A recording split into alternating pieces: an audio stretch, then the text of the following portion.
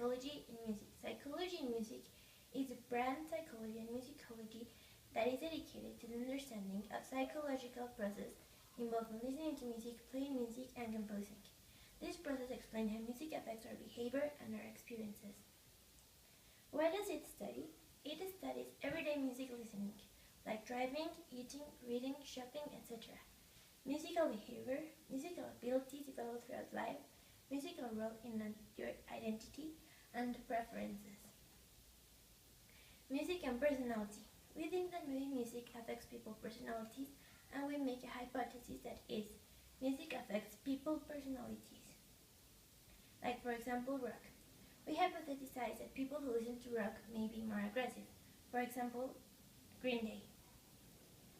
In rap, we hypothesize that people that listen to rap might be more verbal. An example of this is Eminem. In indie, we hypothesize that people who listen to indie might be more happier than other people. And in pop, we hypothesize that people who listen to pop are mostly hardworking and have a high self-esteem. For example, Katy Perry, One Direction, or Michael Jackson. The result of this hypothesis is that after knowing and asking people what type of music they listen to, we can conclude that our hypothesis was wrong. The results are that people who listen to rock may not always be aggressive. We have found people that are calm and have a high self-esteem but tend to listen to rock. Not all the people who listen to pop are not very hardworking and do not have a high self-esteem. And finally, people who listen to indie are more extrovert and have less imagination. Music and memory. Music has a tremendous impact in cognitive behaviors like memory and learning. We are going to talk about 4 points. The first one is singing aid language learning. It can help the learning a foreign language, and it's much easier to sing a phrase than just say it. Number 2, music helps in your brain remember. It helps you to bring back forgotten autobiographical memories. Songs help to remember important events of an important time of your lives. The other 2 points are going to be explained by Jimena. Point number 3 is the widespread brain activation. This means that it activates the auditory, the motor, and the limbic region. The limbic region refers to the emotional part. And point number 4 is that music can take you back 2 generations. This means that when you hear the classic hits, it can easily take you back to your teen and 20s years. Now we have the Mozart effect. The Mozart effect may increase specific types of intelligence. That's why mothers, since their babies are on their belly, they put Mozart music to them to improve creativity and clarity, and because it integrates both sides of the brain for more efficient learning. Now, the effects.